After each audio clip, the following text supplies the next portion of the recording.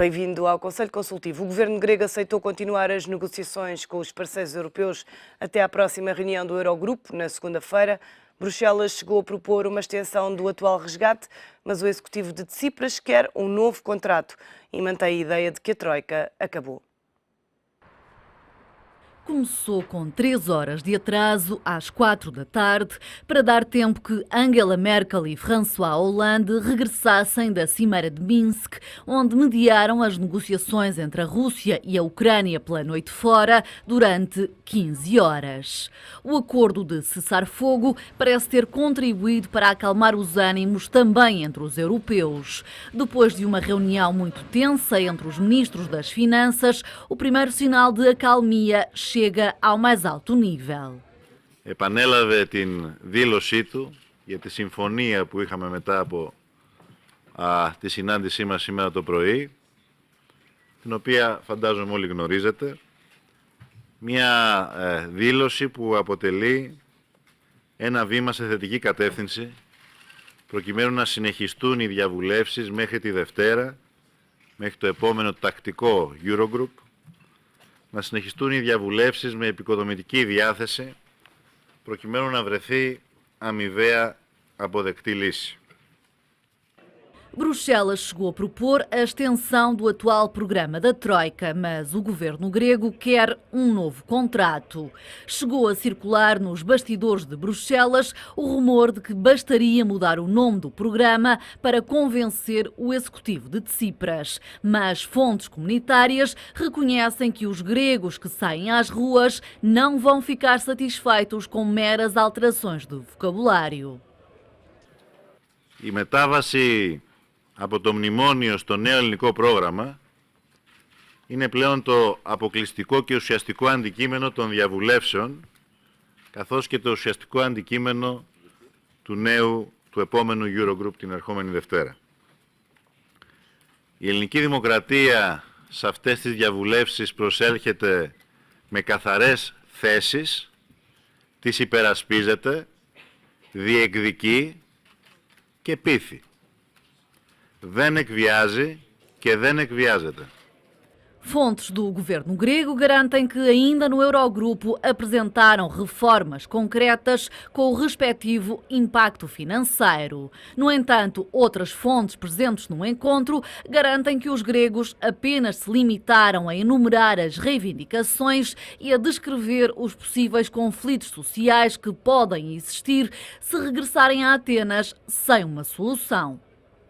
I'm optimistic that we'll have an outcome on the technical process, because I think that's simply a matter of comparing the different measures and the content of the programs. I am very cautious on the political side. It's going to be very difficult. It's going to take time, and don't get your hopes up yet. So we were not... Alguns membros do Conselho Europeu, como o chanceler austríaco, admitiram mudar as condições do programa de ajuda externa da Grécia e lembraram como exemplo o resgate à banca espanhola, no qual a Troika não participou formalmente e o FMI desempenhou apenas o papel de assessor. A verdade é que até à próxima reunião do Eurogrupo, o governo grego vai continuar a negociar com a Comissão Europeia, o Banco Central e o FMI, mas também continua a dizer que a Troika já não existe. É um dos temas para analisar no Conselho Consultivo com os comentadores do ETV, Mário Caldeira Dias e António Gaspar. Muito obrigada a ambos pela presença neste Conselho Consultivo. Mário Caldeira Dias, ontem tivemos já alguns sinais de cedência por parte da Grécia a nível das negociações com os parceiros europeus. É um bom sinal depois do Eurogrupo extraordinário desta semana?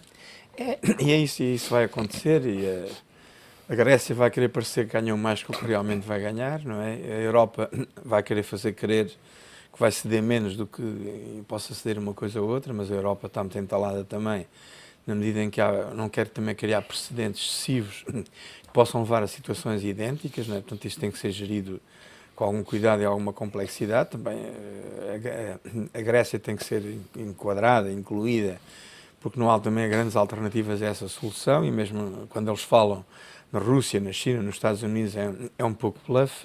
Os Estados Unidos não enfrentarão a Europa, os russos não têm dinheiro e os chineses, emprestar-lhes dinheiro era para comprar a Grécia e não para lhes emprestar, e eles sabem isso perfeitamente. Agora, o que também é relativamente sintomático é a forma como isso está a acompanhar em Portugal e mesmo a própria Grécia, que estão a dar a ideia que a austeridade acabou e que a austeridade vai acabar. Não é? É óbvio que nós podemos discutir, e os gregos também, e temos todos direito a isso, que esta austeridade, na forma como foi conduzida, não resultou. Portanto, o compromisso com o crescimento económico devia ter sido mais elevado. Portanto, era esse compromisso que permitia suavizar a austeridade e torná-la a médio e longo prazo mais adequada. Não é? Embora o crescimento económico, também sabemos, não se decreta. A França, se pudesse ter crescido, já tinha crescido, e não consegue também. Ou a Itália. Abrandou o ritmo até. Mas vamos imaginar que sim, que a médio prazo viria o crescimento económico e ajudaria a resolver o problema. Agora, dar no curto prazo a ideia que a austeridade acabou e já não há austeridade, pode ser ilusório. Porquê? O que é que significa no curto prazo, sem a ajuda do crescimento económico significativo, o que é que significa o fim da austeridade? É o aumento da despesa pública ou a diminuição da receita. Ora, quer uma coisa, quer outra, aumentará o déficit. E o déficit aumentará a dívida. Para aumentar a dívida é preciso haver alguém que esteja disposto a emprestar-nos esse dinheiro, não é? Inclusivamente, também é verdade que se esta austeridade pode não ser a mais adequada, tem que haver sempre alguma austeridade. Porquê? Porque países altamente endividados, no seio da moeda única, quer dizer, não podem viver eternamente, ou não podem viver como se nada tivesse acontecido, como se tudo estivesse muito bem e como se o dinheiro existisse em abundância para gastar.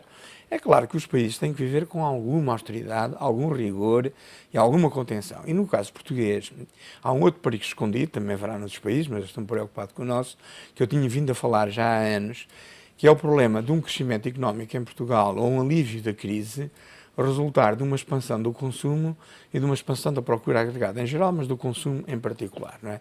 Quando o que nós precisamos é investimento e exportações, e não é procura e consumo. Porque está o déficit externo não deixou ainda de ser a condicionante fundamental da economia portuguesa. E, inclusivamente, as próprias estimativas já diziam há algum tempo que assim que o consumo crescesse, as importações disparavam. E cresciam até 3 vezes mais rapidamente que o próprio crescimento económico. E aí está ele outra vez. Assim que o crescimento cresceu timidamente, à volta de 1%, ou pouco mais, o déficit já está em 1.000 milhões de euros. Não é? E vai continuar a aumentar, porque a relação entre o nosso crescimento económico e o déficit é terrível. Portanto, se nós acreditarmos que a recuperação da economia portuguesa e do emprego vem para o lado do consumo, estamos muito enganados. Porquê? Porque a alternativa ao crescimento pelas exportações e pelo investimento é a falta de competitividade. E as economias em moeda única ajustam à falta de competitividade pelo aumento do desemprego e pela quebra do rendimento. Ou seja, ou somos competitivos ou pobres. Quer dizer, e esta verdade não conseguimos fugir com uma ótica de curto prazo do fim da austeridade e da recuperação da economia pelo aumento do consumo. Portanto, é muito importante estar-se a criar a ideia que agora vamos voltar aos níveis de consumo de antigamente, sem que o crescimento económico ou a competitividade, ou a produtividade, também se quisermos, deem um salto que permitam fazer isso. Quer dizer, primeiro tem que se crescer e ser competitivo, depois tem que se viver melhor. É muito perigoso pôr as coisas ao contrário, viver melhor e depois produzir a seguir. Não é? António Gaspar, já se esperava que no Eurogrupo Extraordinário não houvesse grande abertura às intenções de Atenas? Sim, olá Sandra, bom dia. Não, vamos lá ver, quer dizer, o problema que se coloca é que não só a Alemanha, não é, mas vários países do Norte da Europa, e não só do Norte da Europa, alguns também no Centro da Europa, não percebem a postura digamos, deste governo grego recentemente eleito, não é? Porque eles começaram mal na forma e no conteúdo, não é? Porque, primeiro, nunca pensaram ser governo e então regimentaram um conjunto de argumentos para que tivessem votos, para que convencessem, digamos, o eleitorado grego a votar neles, mas sem essa intenção de que poderiam ser governo. E depois teriam, necessariamente, e como se veio agora a verificar, no caso de serem governo, têm um dilema muito grande, ou seja, atraiçoar as ideias pelo qual se bateram e pelo qual milhares de eleitores ou milhões de eleitores votaram neles, porque essas ideias, digamos, passadas à prática, são completamente inexecuíveis. Quer dizer, não se pode... Nós devemos a alguém, quer dizer, estamos a dever a alguém e por cima vamos tratar essa pessoa mal. Foi exatamente aquilo que eles inicialmente disseram e que agora, a pouco e pouco, estão a tentar, sem defraudar muito o eleitorado interno, não é? Estão a tentar... fazer reverter essa causa inicial para outros meandros. Quer dizer, agora, eu não vejo que na segunda-feira, ou quando quer que seja, que o Conselho Europeu ou que, digamos, as mais altas instâncias da União Europeia consigam reverter uma situação que não tem reversão. Quer dizer, portanto, a Grécia tem uma situação difícil, nós todos sabemos que sim, e há uma solidariedade europeia que eu não deixo de acreditar nessa solidariedade europeia. Agora, não pode haver solidariedade quando há, de um lado, de uma forma completamente leonina, decisões que querem tomar à margem daquilo que deve ser a própria solidariedade. Portanto, não nos podemos esquecer que todos os países até agora têm ajudado a Grécia, que todos os países estão solidários com a Grécia, mas com uma Grécia que tenha um discurso coerente, que tenha um discurso de acordo com os compromissos que assumiu e de acordo também com aquilo que se espera de um país membro. Quer dizer, não é? Um país membro não pode, por si só, decidir aquilo que quer fazer. Ele está justamente numa união em que é preciso haver a concertação de todos para saber o que é que se vai fazer. E depois não se pode pôr em bicos de pés. Nem pode ser arrogante. Como ultimamente tem sido, sobretudo, o Ministro das Finanças e o Primeiro-Ministro, mais até o Ministro das Finanças, têm sido arrogantes na forma como tratam os seus credores, na forma como tratam aqueles que lhe emprestaram dinheiro. Como se aqueles que lhe emprestassem dinheiro fossem lá à Grécia e dissessem, tem aqui não sei quantos milhões para utilizar. Não! A Grécia é que estava falida e precisou do dinheiro, tal como nós precisamos num certo determinado momento, e fomos pedir, tal como eles foram pedir. Portanto, agora, fazer tábua rasa de um conjunto de compromissos, fazer tábua rasa de um conjunto, e mais, tratar mal as pessoas de uma forma, eu diria, arrogante, porque não vejo outro adjetivo que possa ser mais qualificativo do que este, sobre a forma como eles se têm portado. Para defender o eleitorado interno, portanto, aquilo que acredito é o seguinte, vai haver, a Grécia vai ceder, se calhar a União Europeia vai ceder também em alguns pontos, vai-se chegar a um acordo, nunca na vida aquele acordo que eles queriam, portanto, fora a Troika, que era esse, a grande bandeira deles. Mas já continua a dizer isso. Continua a dizer isso, mas já disseram que aceitam que na próxima segunda-feira a missão de ajuda técnica, os três, possam ir a Atenas para fazer uma revisão técnica, acho que é assim o termo que eles utilizaram, é isso. Mas pronto, já aceitaram que eles lá vão. Agora não querem é que este plano de ajustamento continue, que este plano de ajustamento acabe agora no final do mês e comece um novo plano de ajustamento. Mas começa um novo plano de ajustamento em que bases? Como é que vai, digamos, como é que vai acontecer esse plano de ajustamento? Portanto, o problema está aí, quer dizer, a Grécia precisa de financiamento, a Grécia chega-se ao final do mês, precisa de pelo menos 10 mil milhões de euros para as necessidades mais correntes e mais de curto prazo, e com essa postura de afrontamento, com essa postura de grande acutilância em termos de afrontamento, do próprio afrontamento que têm perante os parceiros europeus, eu penso que não é futuro para a Grécia e nem a Grécia consegue ir lá nenhum. E de facto é essa postura que a Alemanha não tem gostado, tem entendido o posicionamento da Grécia como são ações provocatórias consideradas para a Alemanha. Eu pergunto-lhe se nesse sentido poderá haver o tal empréstimo ponte de 10 mil milhões a curto prazo. Bom, o que está em jogo é demasiado importante para que a Alemanha ou outro país, isto acabam por ser fé de ver, a certo ponto, acabam por ser estratégias de negociação, bluffs, acabam por ser essas coisas todas. E certamente que os alemães vão decidir em função dos interesses deles e da Europa também no seu conjunto, e não vão tomar isso certamente em conta. Agora, a própria Grécia, é verdade que se não fosse o conforto europeu, a Grécia seria uma nova Venezuela dentro da Europa. Não é? Também é verdade que muitos capitais foram ter à Grécia com fins meramente especulativos, não é? Porque as taxas de juros chegaram aos 40%. A própria Alemanha e próprios outros países também tiveram da austeridade uma visão punitiva e excessiva. Tudo isso é verdade. Não é? Agora, o que é verdade também é que as opiniões públicas europeias não estiverem e dificilmente vão ter que ser convencidas, mas os políticos vão ter que dizer as coisas de certa maneira, porque também não pode deixar haver a sensação que os gregos poderão, à vontade de gastar e endividarem-se, sem limite. Quer dizer, isso também não é possível, as coisas têm que parar em algum sítio. Até porque nós, portugueses, estamos agora a compreender bem porque é que as opiniões públicas de países como a Finlândia, a Holanda, a Áustria agora menos, mas também a Alemanha, reagem desta maneira. Porquê? Assim que se pôs o problema do perdão da dívida, e 85% da dívida grega é pública, já apareceram muita gente, nomeadamente o Presidente da República e o Primeiro-Ministro, a chamar a atenção que nós, pobrezinhos portugueses, que tanto sacrifício fizemos, tínhamos que agora ir dar dinheiro à Grécia, por isto e por isto. Como é que encara essas declarações? Essas declarações, no fundo, são o aplicar a Portugal a reação que esses países tiveram em relação a nós, não é? Isto é, nós somos os gastadores, são os irresponsáveis, são não sei o quê, e somos nós agora, trabalhadores, com os nossos sacrifícios, com a capacidade de sacrifício que temos que ir emprestar ou dar dinheiro àqueles fulanos. Portanto, no fundo, Portugal começou a copiar os argumentos que antigamente países da Europa usavam em relação a nós. O que tem também sempre uma componente de verdade. Estas coisas têm que ser todas equilibradas num ponto de vista político para que possam ter sentidas em conjunto. E é em conjunto que elas têm que ser vistas. Mas as opiniões públicas reagem mal a estas coisas, não é? Ou seja, uns gastam e nós pagamos. Quer dizer, toda a gente reage mal a isso. Agora, os povos e os países também percebem que há interesses muito mais vastos, como é o interesse da subsistência do euro. E também países começam a dizer que a Alemanha está mais no euro. É um disparate completo. Porque se o euro fosse um somatório de países endividados, não é?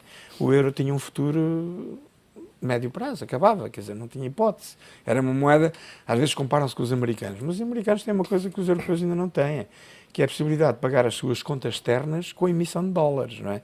É o chamado direito de senhoriagem, que o euro ainda não tem. Portanto, o euro sem a Alemanha ia-se embora à força e aquilo que é a base económica de sustentação da própria moeda. Portanto, tudo isto julgo eu que não são coisas bem ditas e que aquilo que acontece, e esse é o futuro, é encontrar-se aqui um meio termo em todas estas questões políticas para a Europa reencontrar aquilo que é a sua essência, que é a solidariedade e os compromissos políticos em todas estas matérias, em que elas possam ser vistas simultaneamente. António Gaspar, vamos olhar para o cessar-fogo na Ucrânia. Já a partir deste domingo, deram frutos os esforços diplomáticos desta semana? Vamos lá ver, quer dizer, o que foi acordado foi um cessar-fogo, como disse muito bem. Portanto, tudo o resto que é o mais importante, não sei se conseguirá, e mesmo o cessar-fogo... E retirada do armamento pesado. Já lá ia. Portanto, mesmo o cessar-fogo, não sei se será, digamos, para perdurar. Recorda-se o que aconteceu em setembro. Ao fim de 5 dias ou 6 dias estavam outra vez a guerrear. O armamento pesado, portanto, era justamente aí que eu queria chegar. Foi um acordo de cessar-fogo, mas completamente desequilibrado. Ou seja, a Ucrânia deitou a toalha ao chão. Porque, repara, eu fui militar, curiosamente fui de artilharia, não é? E sei que para se ganhar uma guerra, é isso que nós aprendemos, para se ganhar uma guerra temos de ter uma retaguarda forte. E a retaguarda forte assenta sobretudo na artilharia. Ou seja, é a artilharia que dá cobertura à infantaria e à cavalaria para avançar no terreno. Quando a Ucrânia acede a tirar a artilharia do terreno, o que é que isso quer dizer? Quer dizer que está a deitar a toalha ao chão, ou seja, está a dar perdido toda aquela faixa de 500, 600 km, ou o que é, e aquelas cidades, enfim, onde estão neste momento os guerrilheiros pró-Rússia, a deitar isso ao chão. Portanto, é isso que vai acontecer de certeza. Portanto, agora um cessar-fogo, que esperamos que venha a ser de facto assimilado e que venha a ter... E há quem diga que só se vai ver esse cessar-fogo exatamente no terreno. Pois, eventualmente, não sabemos como é que... Mas vamos ver como é que esse processo vai decorrer, não é? Mas se esse processo até decorrer de acordo com aquilo que foi assinado, não é? Depois vamos ver que isto vai acabar como eu estou a dizer, porque, repare, quando se tira a artilharia, que é a base de ganhar uma guerra ou ganhar um conflito mais amplo ou menos amplo, portanto, seja uma guerra mundial, seja uma guerra regional, seja um conflito entre dois países, que é o caso, não é? Quando se retira a artilharia, é porque se está a dar de bandeja que aquilo que está para lá de onde as peças de artilharia possam atingir, uma peça de artilharia atinge entre os 10 e os 20 km hoje, não é? Que é fácil de atingir. Portanto, toda essa faixa vai ser dada. Portanto, eu acho que foi um acordo em que a Ucrânia cedeu muito relativamente às pretensões digamos, do Putin e, sobretudo, o Putin neste momento o que quer, penso eu, é chegar à cidade de Mariupol, que é uma cidade estratégica, digamos, para a Rússia, não é? E que, de facto, com este acordo e com aquilo que foi assinado e com aquilo que se prevê, ele poderá ter, de facto, acesso aí a essa cidade. Portanto, acho que foi um acordo mau para a Ucrânia.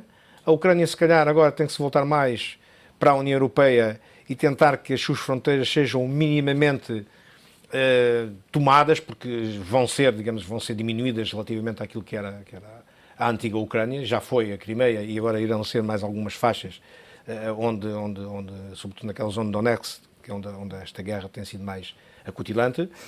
A Ucrânia vai perder, relativamente às fronteiras iniciais, vai perder alguma coisa e voltar-se para a União Europeia depois com o que resta para tentar fortalecer depois o país que ficar com o envolvimento na União Europeia. Mário Caldeira Dias, fragilidades deste acordo?